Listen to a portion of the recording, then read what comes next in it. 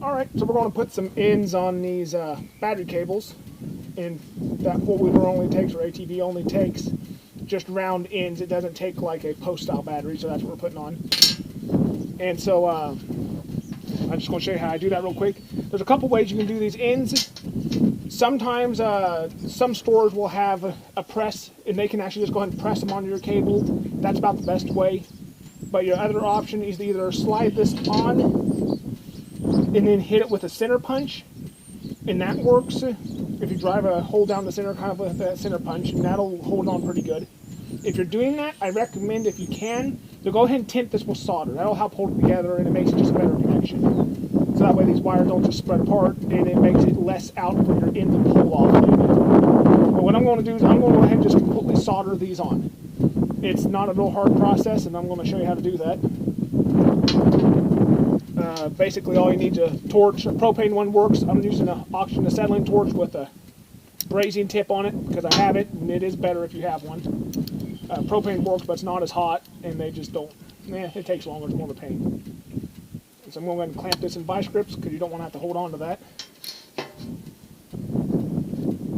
That there. And then I'm going to go ahead and tint the end first. And tinting is where you just basically your solder sucks to it. You just solder that first, and so that way it'll adhere really quickly. And I just got regular solder. This is lead free, and the only reason it's lead free is because it's all the store had. Otherwise, it doesn't really matter because this isn't plumbing.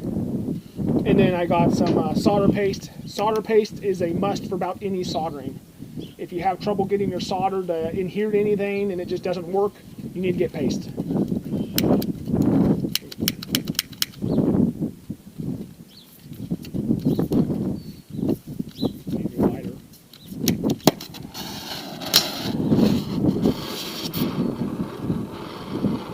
Turn the torch down pretty low with oxygen acetylene. It's really hot, and we are only working with copper and brass. So about like that should do. You want to go ahead and just basically heat this. Get it good hot. Now stick that in there. You can also kind of smear it on if you want.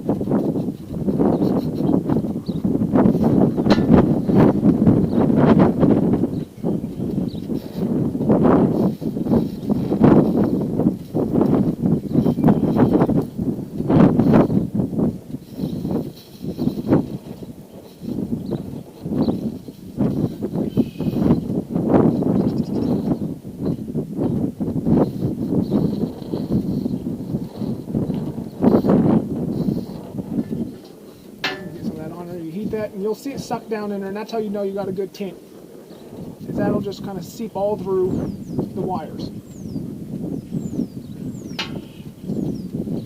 Now we got to go ahead and kind of do the same with this end. So I'm going to go ahead and heat this. Once again, don't get too hot. Let's see if I can turn this down a little more. My torch is getting old. The knobs on it are valves. They're not as precise as they used to be. So it's real easy to get too high or too low.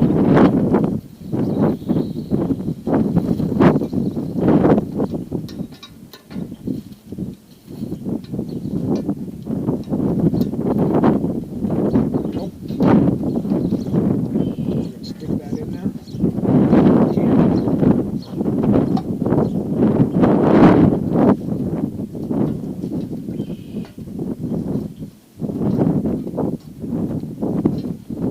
Sometimes when you tint them, it makes them, when you tint them, it'll make them a little bigger or change the shape slightly, and they don't want to fit in there if it's a tight fitting.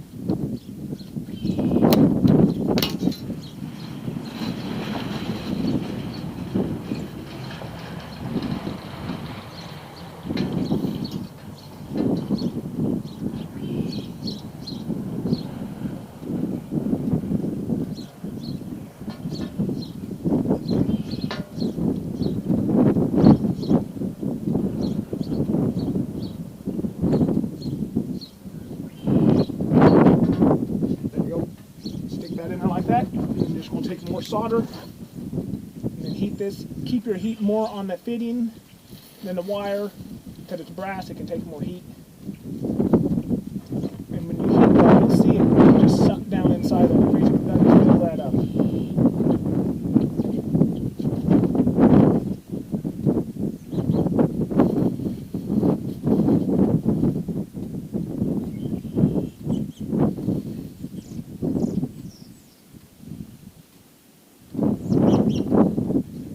And that should about do it. Let it cool off. It'll be hot for a while. If you got water, you can dip it in water or something.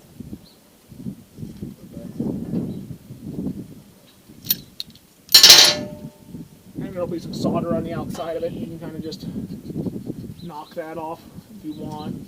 You can also even just shave it off with a sharp knife or something. It's just that it's just tin and lead or whatever lead-free is.